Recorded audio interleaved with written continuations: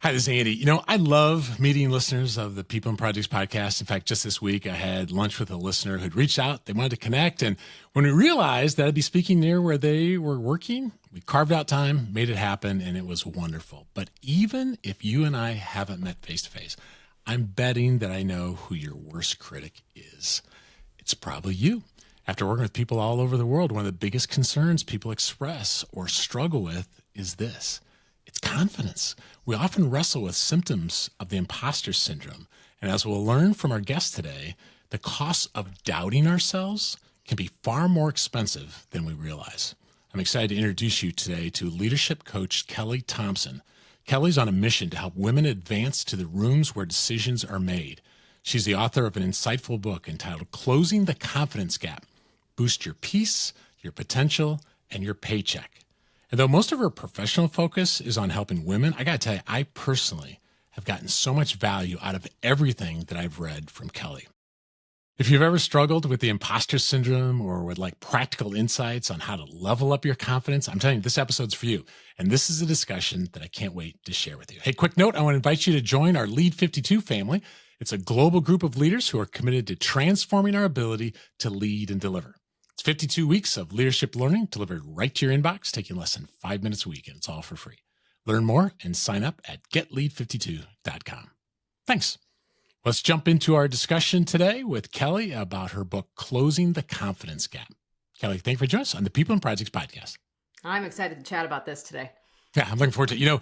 You've asked a lot of people this question. What would you do if you had more confidence? And I'm curious of, what are some of the most common things you heard from that? And maybe some that surprised you or that you personally resonated with? Yeah, I'll tell you my most common answers. My most common answers are, I would talk to my boss and ask for a raise. I would apply for the job that I see on the posting board. I would finally start that side hustle. I would switch jobs. I would have that courageous conversation. I'm starting to hear more often now, I would run for office, which no matter what side you're on, I think we'd all love more choices. Yay for office choices. Yeah, right. So those are the things I commonly hear. They commonly come with work, advancement, careers, money. The best answer I've ever heard, though, was somebody said, I would tell my husband about my private Amazon account. That's great. How do you hide the packages? So we hear it all.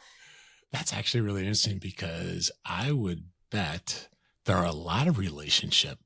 That's a kind of a funny one, but there's a lot of things that sometimes we just have doubts about saying. And if we get to the other side of that and actually do it, I bet there'd be amazing healing and advances in relationships. Yeah. That's deep. Yeah. You talk in the book about how confidence can be tricky, and one definition of presence is confidence without arrogance. And so we kind of know it when we see the difference between those two, but what are some of the nuances that you've learned about confidence that can make it tricky? Yeah. One of the things I think a couple of things. Let me talk about the first one. I think people think that in order to do something, they have to feel confident all the time. Kelli, I can't apply for that job until I have this internal feeling that I have decided that that's what confidence feels like. And then I will go do the thing. Yeah. But one of the things that I've learned from myself, my own successes, and some of the most successful leaders in the world, like when I've interviewed Indra Nooyi, she's the CEO of Pepsi, she's talked about this. Actually, confidence is what happens after you do the thing. And really great leaders actually don't feel confident all the time.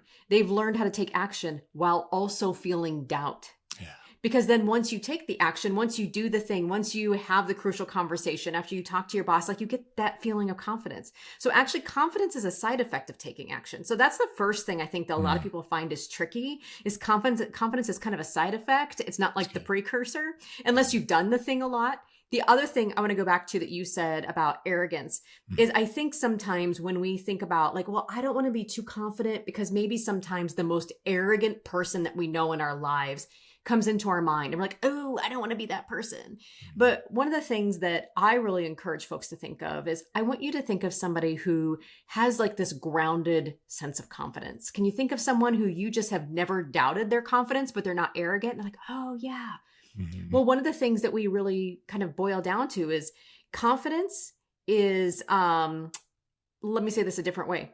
Cockiness is confidence without curiosity. Ooh, curiosity is a key element because I think some of the most genuinely confident people are also really, really curious people. They actually have this healthy level of doubt in them that says, you know what? I'm just going to, check my audience one more time. I'm going to check the data one more time. I'm going to talk to Andy just one more time and really make sure I'm hearing this person out before I speak up, say this, do this thing. Where people who are a little bit cockier, they don't have that level of curiosity, right? They are sure they are right. And so lots of times when people say, well, I just don't want to feel doubt anymore, I'm like, be careful.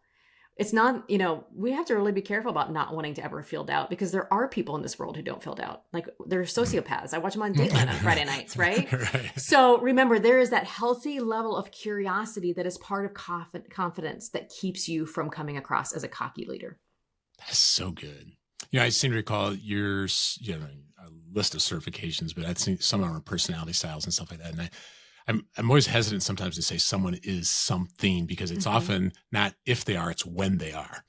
Like, I've seen some really introverted people who, with their best friend doing things they love, they have extroverted tendencies. So my point on this one is, I think, is it fair to say you're not a confident person or not? It's when you are, not if you are. And there's certain situations, if we can identify when we're not, this book can kind of help us in those. Do you think that's a fair way of looking at it?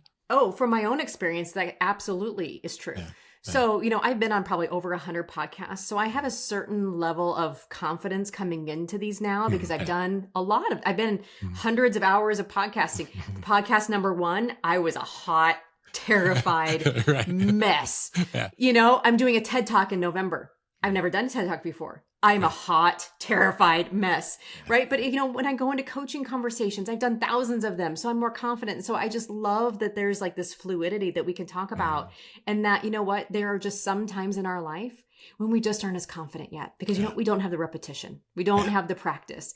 And there are other times and other things in your life, like, I can do this in my sleep, right? I've got the repetitions, the practice, and it's something that can be built. And so to your point, it's like, well, how have I built confidence in the past? And how can I apply that to this situation today when maybe I'm not feeling quite as confident? I love how you explain that. You're so transparent in the book. And, one of the ways you got out of what you called your poop soup, which kind of cracked me up, that phase was to be more clear about your values and then weigh decisions based on those values. So would you tell us more about that, including how it helped you start closing your confidence gap? Yeah. Well, I think one of the things that a lot of people get into when they're young is they love to check themselves some boxes. Like, I was like, okay, here's my list of all these things that are going to make me happy and successful. I need to get a degree, another degree, and to get married young. It's whatever your family culture of origin tells you. So I'm checking all those boxes, and I'm like, God, I feel terrible. I had been divorced. So in my book, I talk about my divorce. I talk about how I just called off another wedding. I was convinced my picker was broken. I had left a job. The job that I went to, the company was getting bought out. I'm like, oh my God, like, nothing is going right. And so one of the things, I really lacked a tremendous amount of confidence. And I think one of my biggest ahas was, and I talk about this in the book, how this meme from Hamilton, the musical, was going around because it had just burst out on the scene. And it's Alexander Hamilton says to Aaron Burr, he says, if you don't know what you stand for, what will you fall for? And I remember just thinking to myself, I'm like, do I even know what I stand for? Or have I just been conforming and saying yes to things because people have asked, because people demanded of me? And that was a huge aha, that I was in all of these unhealthy relationships and I wasn't even in the right jobs because I just said yes. And so that really caused me to get clear on what I stood for. And when I that's how I define values, as I think a lot of people think that values are just marketing language on a website, but I define values as those things that you stand for. And so I came up with my values as love, respect, creativity, learning, and family. And I started to say yes to those things that were in alignment with my values. But the very first thing that I did was I started thinking about all these things in my life that were bringing me resentment. Oh, and guess what? They just happened to be out of alignment with my value system. So when I really start with where I started with myself, where I started with, folks that I coach, is we actually don't start with what do you want? We actually start with what do you don't want? And let's start with that thing in your life that's making you feel resentment. Because sometimes just saying no just to that one thing, it builds confidence. You feel empowered, like you're taking action on your life. And it's now all of a sudden you're conscious and intentional. And it's just that simplest place to start is what's not in alignment with your values and what can you say no to? That's the first place I really want folks to start. I couldn't even count the number of books that I've read, Kelly, that talk about, you need to identify your values. And a lot of times I kind of feel like, yeah, good idea. And then skip it. I imagine you get some pushback on this as well, but every time. Yeah, but I feel like this is the most compelling case for it in this book. And part of this is the way you write and it's engaging, but I feel like you made it clear. I think the way I took it is this helps you make your best yeses and your best nos. Mm-hmm. And, it frees you up to make these decisions, but you also talked about how they shouldn't, how'd you say it? They're not shoulds. Did I say that right? Like they're not shoulds. And so what do you mean by that? Your values, if somebody goes to this exercise, and the book will help them, but values are not shoulds. And what are some other ways these can get skewed? Yes. So when I first work with my clients, they're all like, oh, values, same thing as us. And so usually their first pass at values is all their shoulds. Okay. And it's like hardworking, empathetic, integrity, honesty. Those are all great things. But if I went through and in my first pass of my values, if my values were shoulds, it was like all my parents' voices in my head would be like empathetic and transparent and honest and faithful, generous. Okay. Those are just shoulds. Lots of times, if something is a should for you, if your body just kind of tightens up, like, I should do that. Lots of times people work in a culture of like high performance, high expectations, fast pace. And so sometimes you see that bleed through in their values. But the way that, again, I define values is like values should actually feel like freedom for you. So when I think about how I chose learning, I always think about, when I worked for an organization and I ran learning and development teams, I was always frustrated that they never had a learning and development budget. And I was like, it's because I value learning and they don't want to pay for it. And they don't. I also know I value learning is because when I'm enrolled in a class, I just feel better. I'm happier. I'm more creative. I need that creative space. And so I think sometimes I really folks think, I should be hardworking. Transparency or honesty should be a value of mine because that's the voice that was in my head. That's what I, grew up with. Instead, I really want folks to think about, when do you feel like you are most at ease? Like what is present in your life, or what work environments have you just been easy and in flow? Was it when you were independent and creative? It's probably a clue that that's a value for you. Yeah, I like it. And there's so many exercises in the book to help people go through that. But you noticed that your daughter at an early age started a condition that you call but first. And you found that we often don't outgrow that condition. So what do you mean by that? And how does that tie to the imposter syndrome? Yeah. So when my daughter was little, she was about 4. I joke. I said, I call this condition the butt first because it would happen when I would ask her to do something that made her uncomfortable. Like, when you're a 4-year-old, cleaning your room is quite uncomfortable. So I'd be like, Haley, clean your room. Mom, but first, I need to put on socks. Or Mom, but first I need a snack. It's just something totally crazy that a 4-year-old would say. And, of course, it would never get better at bedtime. I'd ask her to bed. She'd be like, Mom, but first I got to clean my room, which was all of a sudden important. Yeah. And like, I thought about this and I'm like, we never outgrow this. Because I remember I was at a point in my career where I was really struggling with speaking up and confidence. When she was a 4-year-old, I was a 28-year-old. And I remember thinking I would want to raise my hand. And internally I would go, but first I need to make sure that I know what I'm talking about. But first I need to make sure people won't think that my idea is silly. But first I need more experience. But first. And I was like, oh my gosh, I do the same thing my daughter does. Like, we do not outgrow this. And I say that, I really think that but first are like the 2 most expensive words in our language because they are costly to our peace. Yeah. We don't do things that would be good for us. We don't set boundaries that would be good for us because we're like, but first I need to. They're costly to our potential because we're not, maybe advocating for ourselves. We're not, advocating for our next position in our career or advocating for career development. And they're costly to our paycheck. Because ultimately it's holding us back from doing things that could earn us more money or we asking for more money or whatever that looks like. And so just this but first really just kind of can ingrain. And because we are holding ourselves back and because we are unfulfilled, it can really impact our confidence in a lot of ways because, we have just this internal critic, as you talked about in the beginning of the show, this internal talk track that's holding us back from doing things that would be much more fulfilling, much more confidence boosting. Yeah, I heard it said once the purest form of procrastination is busyness. And so I thought of that with this of like, but first, if I can start a business, I need to get a website or I need to work on business cards or like all these other things. That's called procrastinating. You're right. Yeah, I like that. Procrastinating. I've never heard that. I love that. Yeah. I practice it, absolutely. Only my best reader here. Oh, yeah, absolutely. You kind of referred to this earlier, but I thought it would be worth teasing this out. I think we too easily conflate doubt with imposter syndrome. Mm-hmm. And so the differentiation is important. I know this because I read your book. So would you tell us about that?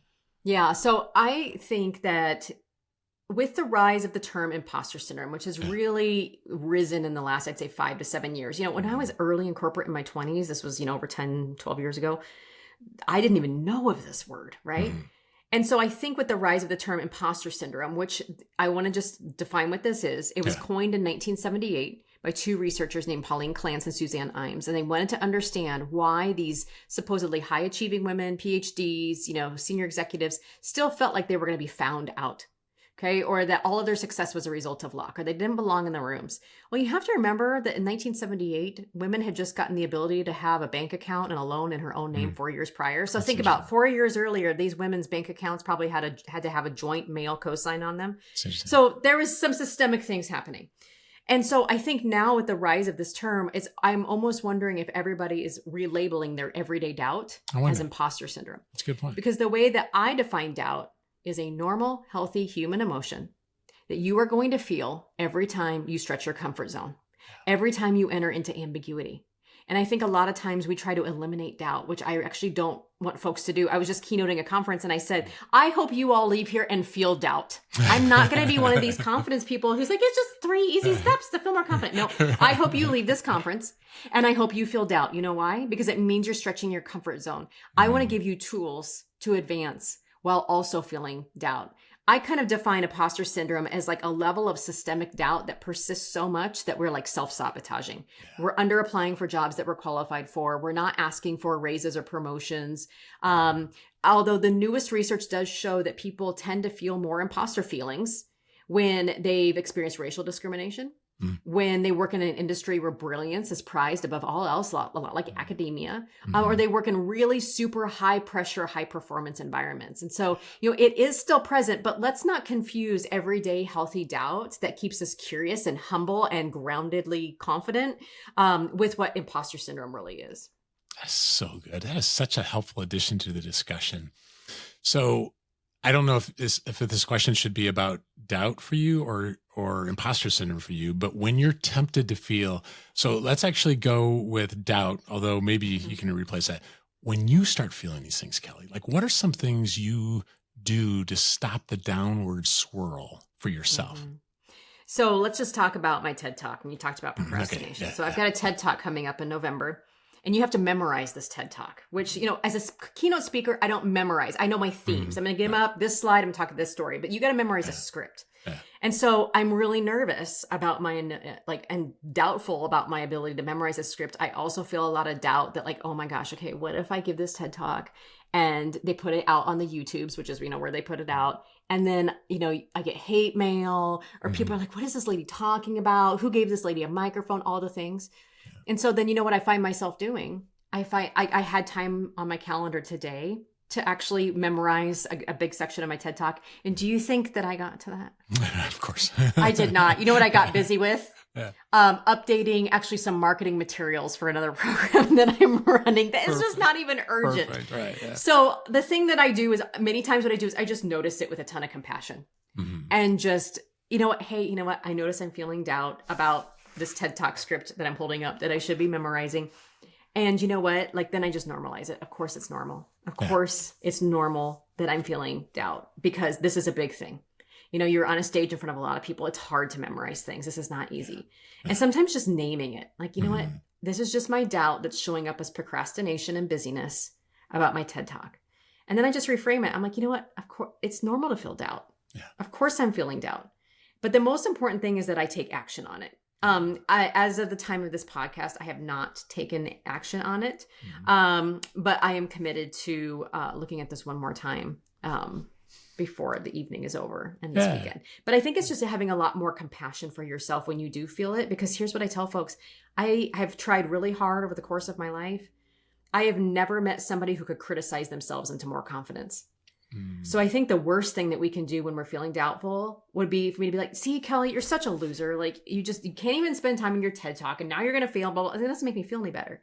It's no, it's just pausing. You know what? This is normal. Of course I'm nervous. I notice that I'm resorting to procrastination because you know what? I care about giving a good talk and I'm nervous I'm going to fail at it. This is normal. Like that's a lot more healthy of a place to be because then at least now on Monday when I pick this back up and I notice myself procrastinating, I'm like, there, now I can name it. Yeah. I'm procrastinating when I should be doing this. And it's a lot kinder to ourselves. That's so good.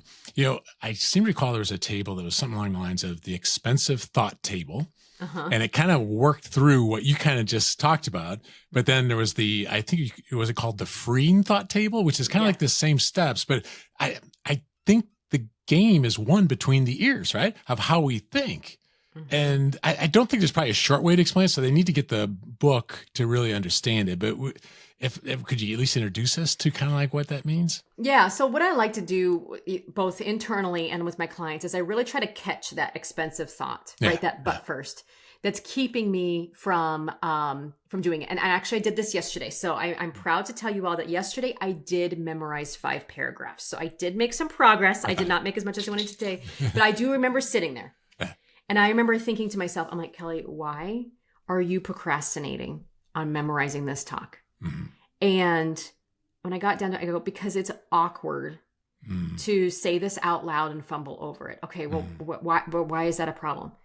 Because in my personality type, you talk about personality types. I'm an INTJ, Enneagram 5. If that means anybody to anything, I'm a CD on the disc. I like to be competent. And so when I memorize things and I have to say it out loud to memorize it, I feel radically incompetent. And that seems so silly, but like the reason sometimes I procrastinate is because literally I sound stupid, Andy, when I'm practicing, and I hate sounding stupid. And so that's the expensive thought is when I do this, I sound stupid. Okay, so then, when I think that, okay, when I practice this, I sound stupid. How does that make me feel? Well, it makes me feel stupid. It makes me feel awkward. It makes me feel gross. And so then what actions result from that? Well, then I don't practice because I just feel like a big dork. Okay. So then you have to think about, okay, well, what would be more freeing thought? A really simple thing I love to have my clients do is just flip it to its opposite. So if my kind of stressful thought that makes me not practice is when I practice, I sound stupid. Well, let's just flip that. Okay, well, how could it also be just as true that when I practice, I sound smart? Well, because when I practice, like I'm practicing a TED Talk. And maybe this is going to be meaningful for someone because this is not technically a new idea. I know when I've talked to people about this idea, it's been really helpful for them. And that feels smart. It feels like it's giving them some smart solutions. So I start to find some evidence. And then I'm thinking, okay, well, how do I feel when I think, okay, when I practice, I sound smart? Well, I just feel a little lighter. I feel a little airier. I feel a little more empowered that I can practice. And even when I stumble, this is still a smart idea. And so you know what it actually helped me do? I memorized 5 paragraphs yesterday. It has not helped me today. And so I want to go back to your first comment that, yesterday I felt a lot of confidence and today I do not. I am not the confidence person, but we're going to check in maybe on Monday and see how it goes. Yeah. I just think of it this way you have no idea how much you've helped me personally, and that's going to span to my kids, and my granddaughter's a little too young for me to, unload some of this, but you will have millions of people that I think the last part was possible results. You will have millions of people that will benefit from this. So it's not about you, it's about them. Right. And sometimes I find that for me, that when I'm externally focused instead of internally focused, it helps. Right. Is that part of the reframe? It is. Well, and what helps me is just, I always think of one person. Right, I'm like, you know what? I believe that the universe is kind enough that there will be one person in that audience that this idea will speak directly to, and they will be impacted, and they'll go, oh, I needed to hear that. And that's all I need. One person. There you go. Yeah. That helps. Yeah. I have no doubt. I had a mentor who's known for saying this phrase, name the lie, insert the truth, which I like that. And that came to mind when you had your reference to Dr. Earl Miller's work on the link between fear and confidence. So a couple lessons about the relationship between facts and fear. What comes to mind? Yeah. Well, so I love what he says. He says facts ease fear. Yeah. And there's just a lot of neuroscience around that. And so really when folks are, thinking about, okay, well, what is the opposite of that? I always let's go find our evidence. So if maybe like your kind of expensive thought is I can't apply for this job, I'm not qualified. And so then you go down the trail of, bad feelings and you don't take action. Okay, well, what's the opposite of that? Well, I am qualified. Well, let's find 3 pieces of evidence that demonstrate you are qualified. Sometimes I'll even have to pull out their resume or go to their LinkedIn and they're like, well, here's one, here's one, here's one. like that evidence actually creates those neural pathways, that neurons that fire together, wire together, that says, oh yeah, there I am qualified. I did do this thing. I did launch this project. I did get accolades. And that evidence kind of helps just, create that feeling of confidence to move forward. You mentioned that. I never heard this before about the pedestal syndrome, about how we put people out. And I think it was a Michelle Obama quote, but I was actually telling somebody about this yesterday about how early on when I have to meet with an executive team, I'd be like, oh, they're executives. And then I walk in like, they're so young. Yeah. There's a lot they don't know. And so it's not about putting us on the pedestal as much as we put some people on a pedestal unduly, and then that becomes a problem. So that's fear over a fact, right? It is. It's also the subject of my TED Talk. Okay. We're not going to tell anymore. We don't want to. That's all. You can stay tuned to YouTube later, but it is true. So I'll just give you the highlights. Remember, putting people on a pedestal silences our own intuition and our own ideas. When we put people on a pedestal, we don't ask questions. We just think, you know what? They know best. They're the highest paid person. And so I'll just remain silent. And I think when we're young, that can be a problem. I think even as we age, I still put people on a pedestal. I just put different people on a pedestal. And if I hear someone, I'm like, oh, that's the best advice I've ever heard because it came from this person. Like, I don't question it. We don't question advice. But here's the thing. And this is what I also talk about in my TED Talk. Pedestal syndrome. And I think this is really important for frontline leaders, for project managers, really anybody in corporate. Remember, when we put people on a pedestal like our leaders, they turn into brilliant jerks who never get good feedback. And so you want to talk about the source of a lot of our corporate scandals today. It's because somebody had these people on such high of a pedestal that they had a guard around them that prevented any and all feedback from getting to that person. And so therefore, status quos go unchanged. Products don't get launched. Ideas go unheard, and, cultures just stay mediocre. And so, the pedestal syndrome goes both ways. And that's why it's so important to notice and pull the pedestal. And my advice, and this is outside of the talk too, is that, to pull the pedestal, it's not about like faking it till you make it or being more confident. It's about how do you stop overestimating others' intelligence and underestimating your own. And you can stop underestimating yourself by really owning that unique intelligence or that unique point of view that only you can bring to the room. So I was working with a hospital, and one of the gals, she's like, I'm a data scientist and I have to sit with our chief neuro something that has patents. And I'm like, yeah, that might be true. He might be the institution's most regarded leader, because of who he is. But I'm like, but he doesn't understand data science like you do. So how can you offer that unique perspective and pull the pedestal? And that's what I really encourage folks to do, is really own that unique thing about them that only they can contribute to a situation. This is going to be a great TED Talk. That is the grounds for a good one. So that's exciting. Thanks for giving us a little preview of that. I mentioned this before we started recording, but a lot of your focus is helping empower women. But as a guy, I got so much value out of the book. So for the men listening, can you think of a couple things that you could tell us about how we could become better advocates for women in the workplace, whether it's confidence or anything else that comes to mind? What can we do? Absolutely. I'm going to tell you 3 things. Number 1, let's talk about the unpaid workload of women. So when I am talking to male leaders, the first thing that I really want them to look at is notice who you are delegating to and what you are delegating to. Because what tends to happen unconsciously, please know when I say this is unconscious from just years of this just was the way it was. Okay. So this is nobody's fault. But sometimes men tend to delegate the strategic projects to other men, and they tend to delegate what we call office housework to women.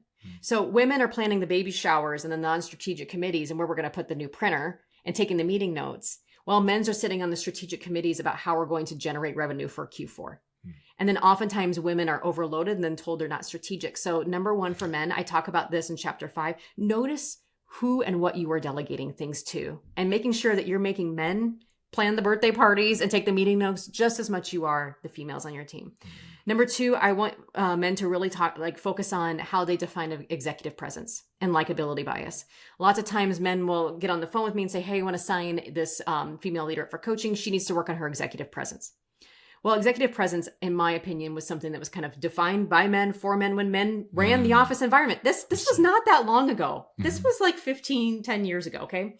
And so are we defining executive presence as very masculine? And so what I really ask them to do is, and when I'm on the phone with them, I'll say, give me a specific behavior that she's using that makes you feel like the executive presence just isn't coming through. And when I can really drill them down to the behavior, it's like, Well, she interrupts every time great. We can work with interruptions. Or it's like, maybe she comes to the executive meeting and she doesn't say anything at all. She's just silent. Great. That's a behavior I can work with. But let's also make sure that we're not saying things like, well, she's too assertive when you've got male members of your team who are equally assertive. And let's make sure we're not doing some gender biases there. And then I would say the third thing is money. How are you investing in your female leaders? Because remember, like lots of times men get natural development by the nature that they're already in the rooms. And so how are we making sure that we're giving, your female colleagues equal access to leadership development training, equal access to coaching, equal access just to those strategic conversations that grow in their development? So notice what you're delegating, notice how you're defining executive presence, and notice how you're investing in your direct reports with resources. Love it. So many things I'd love to talk with you about, Kelli, but let me end with this because we have a lot of parents who listen to the podcast. What are some ways parents can apply some of these ideas to help develop, let's say, healthy confidence in their kids? Well, I always tell people in my classes when I'm coaching, I'm like, do not go test all these on your coworkers first. Right. Go home and use them on children. Even if you don't have children of your own, go find some children that are in your life, or go find your partners. Especially chapter 5, when I talk a lot about allowing people to struggle and delegating. I would say that was the number one thing that changed my parenting as Haley got older, was instead of jumping in to save the day all the time so that she wouldn't have to struggle, is just allowing her to struggle. So let me give you a concrete example. My daughter comes home and is like, Mom, chemistry is so hard and my teacher is terrible. He's so unfair. Oh my God, it's terrible. I mean, like anybody who's been around, it's the worst, Mom. I want to go back. I want to drop the class. Right. So, maybe as a parent who's jumping in, I would jump in and soothe with all of my advice. Oh, Haley, if you just do this, you just do this, you just do this, you just do this, right? Well, so what that does is the child never has to like problem solve on their own. And so one of the strategies that I really resorted to a lot with her was, I remember having a tough teacher too. What do you think you're going to do to, make this class a little easier? What do you think you can do to, talk to your teacher about this? What else do you think you could try? What are other kids in your class doing? So starting to ask her questions about what she thinks she's going to do. Because what that does is it builds confidence. Because guess what? Like that's where we get confidence, is struggling through things, figuring it out and being like, look what I did there. I crushed it. And we have to really enable our kids to be able to go through the struggle and like just watch them struggle without taking over, because that's where they develop those good problem solving and coping skills. And it is a huge confidence builder. And you share stories in the book about how someone let someone on their team struggle, and it builds, it seems mean at the time. And I imagine at home, it might seem like, it feels mean. Terrible. Yeah, it feels terrible. And yet, Haley can call back to that. Remember that time when? And well, she's only 19, Andy. We haven't gotten there yet. So maybe when she's 25, she'll be more appreciative of all those things. Maybe so. But I would tell you, for those listening, you've just gotten a small taste of what's in Kelli's book. If you'd like practical, I'd say encouraging insights on how to more confidently lead your teams and projects, get a copy of Kelli's book, Closing the Confidence Gap. I put links to the book and the book's website in the show notes for this cast. So, hey, Kelli, thank you for joining us on the People and Projects podcast. Thank you for having me.